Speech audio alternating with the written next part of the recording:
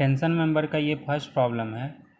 इसमें आपसे पूछ रहा है determine the effective net area for the section shown in figure, the angles are connected as shown in figure, the steel of grade Fe410। यहाँ पे थोड़ा सा ध्यान देना है। The bolt holes have been punched. Generally bolt hole जो create किया जाता है वो ड्रिल के थ्रू किया जाता है। अगर पंच्ड दिया हुआ है डैश मीन्स कि आपको ड्यू टू पंचिंग के कारण 2 mm आपको एक्स्ट्रा होल का डायमीटर में 2 mm एक्स्ट्रा आपको ऐड करना पड़ेगा। तो जो हमारा क्वेश्चन में डायग्राम जो दिया हुआ है इसमें क्या किया है, आपका एक गजेस्ट प्लेट है उसमें एंगल सेक्शन को कनेक्ट किया गया है और एंगल सेक्शन में एक साइड को कनेक्ट किया गया है। जो लॉन्गेस्ट साइड है जिसको बोला जाएगा कनेक्टेड लेग, उसका डायमेंशन दिया हुआ 100 mm और इसको कनेक्शन के लिए 3 नंबर ऑफ बोल्ट का इस्तेमाल किया गया है और उसका डायमीटर कितना लिया गया है बोल्ट का 16 mm और ग्रेड है 4.6। एंगल सेक्शंस का नाम क्या है, ISA 100 यानी लॉन्गेस्ट वाला 100 है और जो आउट स्टैंडिंग लेग है जो कनेक्टेड नहीं है उसका डायमेंशन है 75 और थिकनेस है 10 mm। इसी में एक सेकेंड प्रॉब्लम है, इसमें आपका वेल्डिंग किया गया है, इसमें बोल्टिंग किया गया है, इसमें वेल्डिंग किया गया है। तो वेल्डिंग के लिए हमारा फिर से ये जो कनेक्टेड लेग है, ये वाला पार्ट कनेक्टेड लेग है, उसका डायमेंशन है 100 और जो आउटस्टैंडिंग लेग है वो है आपका 75। जब भी एंगल सेक्शन में एक ही लेग कनेक्टेड है तो हमेशा जब भी इफेक्टिव नेट एरिया का कैलकुलेशन किया जाएगा, इफेक्टिव नेट एरिया का कैलकुलेशन किया जाएगा तो वो हो जाएगा alpha into net area. Net area को कैसे निकालेंगे, एक आपका नेट एरिया कनेक्टेड का आएगा और एक आएगा नेट एरिया आउट स्टैंडिंग का। यानी मुझे कनेक्टेड लेग का एरिया निकालना है नेट और आउट स्टैंडिंग कनेक्टेड लेग का नेट एरिया निकालना है और आउट स्टैंडिंग लेग का नेट एरिया निकालना है। तो इसमें कनेक्टेड लेग कौन सा है, पहला वाला क्वेश्चन अगर इसमें फर्स्ट पार्ट देखेंगे तो इसमें ये वाला जो पार्ट है वो है आपका कनेक्टेड लेग और ये वाला पार्ट है आउटस्टैंडिंग लेग। जब कनेक्टेड लेग का एरिया निकाला जाएगा तो हमको क्या किया जाएगा, सेंटर टू सेंटर काम करेंगे। हम क्या करेंगे, सेंटर टू सेंटर काम करेंगे। यहाँ से सेंटर लाइन खींच देते हैं और इधर से भी सेंटर लाइन खींच देते हैं। तो जब मैं कनेक्टेड लेग का एरिया निकालूंगा तो यहीं सेंटर तक जाऊंगा और ये एज अ रेक्टेंगल के तरह ट्रीट होगा। ये वाला पार्ट क्या होगा, रेक्टेंगल की तरह ट्रीट होगा। और इसमें ये वाला जो पोर्शन है ये होल का पोर्शन है। तो मुझे क्या करना पड़ेगा, पहले होल का जो डायमीटर होगा वो निकालना पड़ेगा। पहले जो है होल का डायमीटर निकाल लेते हैं।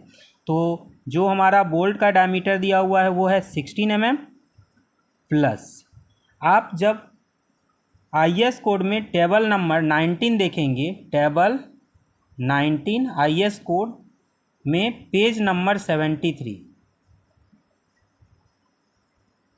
इसमें क्या होगा, आपका क्लियरेंस दिया रहता है कि जो बोल्ट का डायमीटर है, अगर आपका बोल्ट का डायमीटर 12 से लेके 14 mm तक रहता है तो +1 mm का क्लियरेंस लिया जाता है, +1 mm।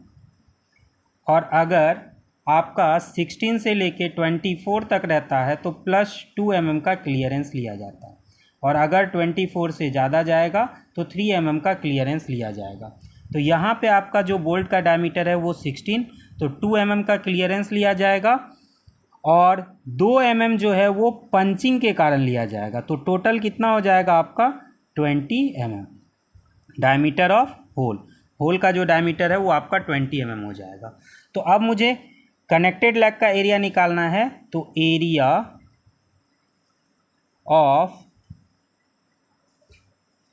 कनेक्टेड लेग, तो ANC नेट एरिया होगा कनेक्टेड लेग का। कैसे निकलेगा, तो ये आपका रेक्टेंगल बनेगा। रेक्टेंगल में आपका ये जो डायमेंशन है 100 दिखेगा, तो 100 माइनस यहाँ पे होल क्रिएट किया गया तो होल का डायमीटर माइनस हो जाएगा, तो डाया होल का माइनस होगा माइनस। ये चूँकि सेंटर तक गए हैं तो यहाँ से यहाँ तक 10 है, तो 10 का हाफ क्या हो जाएगा आपका 10/2। ये तो आपका ये वाला डायमेंशन हुआ और ये क्या है, इसका थिकनेस है जो कि 10 है। तो इसको क्या करेंगे, 10 से मल्टीप्लाई करेंगे तो क्या हो जाएगा आपका 100 - 20 माइनस 10/2 5 इंटू 10। तो जब इसको वैल्यू को पुटअप करेंगे तो इसका आंसर आएगा आपका आंसर आएगा 750 mm का स्क्वायर। ये आपका कनेक्टेड लेग का होगा।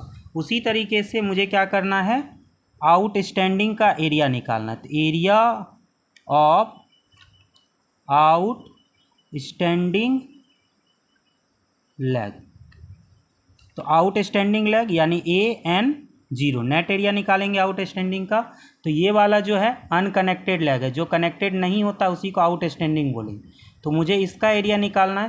तो ये वाला क्या है 75, तो 75 उसमें बोल्ट होल क्रिएट नहीं है, सिर्फ आपका 10/2 माइनस हो जाएगा। तो 10/2 इंटू 10, तो ये क्या हो जाएगा आपका 700 mm का स्क्वायर। तो टोटल नेट एरिया कितना हो जाएगा, टोटल नेट एरिया, तो AN इज इक्वल टू क्या हो जाएगा ANO प्लस ANC। तो ANO कितना है 700 प्लस 750, तो ये हो जाएगा 1450 mm का स्क्वायर। मुझे क्या करना है, इसमें इफेक्टिव नेट एरिया निकालना है, ANE निकालना। और ये क्या हो जाएगा आपका अल्फ़ा इंटू AN। अल्फ़ा जो रहता है वो डिपेंड करता है कि कितने नंबर ऑफ बोल्ट का आपने इस्तेमाल किया है कनेक्शन के लिए। तो इसमें जो है आपका नंबर ऑफ बोल्ट कितना दिया हुआ है 3 दिया हुआ है। तो आप जब IS कोड में पेज नंबर 33 का इस्तेमाल करेंगे तो वहाँ पे इस अल्फ़ा के बारे में थोड़ा सा दिया हुआ है कि अल्फ़ा का वैल्यू 0.6 लेना है अगर 1 या 2 बोल्ट हो, और 0.7 लेना है 3 के लिए, और 0.8 लेना है 4 या 4 से ज़्यादा के लिए, और वेल्ड के लिए 0.8 लेना है। तो यहाँ पे आपका नंबर ऑफ बोल्ट क्या दिया हुआ है 3 दिया हुआ है, इसीलिए आप क्या करेंगे 0.7 लेंगे इंटू 1450, और जैसे ही इसको मल्टीप्लाई करेंगे तो इसका आंसर आ जाएगा 1015 mm का स्क्वायर। सेकेंड प्रॉब्लम में भी मेरा क्या है, आपका इसमें वेल्डिंग किया गया है और आपका जो कैलकुलेशन है इफेक्टिव नेट एरिया का कैलकुलेशन है। तो पहले हम क्या करेंगे, एरिया ऑफ कनेक्टेड लेग। तो कनेक्टेड लेग में ये वाला पार्ट क्या होगा आपका रेक्टेंगुलर पार्ट होगा, सेंटर तक जाना रहेगा। ये उसमें भी हमने किया था प्रीवियस इसी का पार्ट में।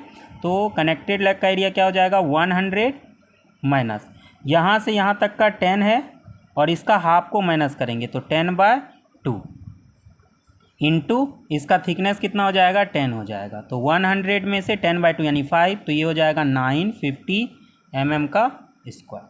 इसके बाद एरिया ऑफ आउटस्टैंडिंग लेग। तो आउटस्टैंडिंग लेग में फिर से आपको सेंटर पे जाना है, ये वाला एरिया निकालना पड़ेगा। तो यहाँ से यहाँ तक 75 दिया हुआ है, तो ANO is equal to 75 minus 10/2 into 10, तो ये हो जाएगा आपका 700 mm का स्क्वायर। टोटल नेट एरिया क्या हो जाएगा कनेक्टेड का प्लस ANO आउटस्टैंडिंग और कनेक्टेड का एरिया को ऐड करना है। तो ये दोनों आपस में ऐड होके क्या हो जाएगा 1650 mm का स्क्वायर। तो मुझे क्या करना है इफेक्टिव नेट एरिया निकालना है। तो वेल्डिंग के लिए इफेक्टिव नेट एरिया निकालना है तो क्या हो जाएगा अल्फ़ा इंटू AN, और वेल्डिंग के लिए अल्फ़ा का वैल्यू क्या हो जाता है 0.8, और इसको क्या करेंगे 1650 से मल्टीप्लाई करेंगे, देन आपका आंसर क्या आ जाएगा 1320 mm का स्क्वायर। Okay, thank you.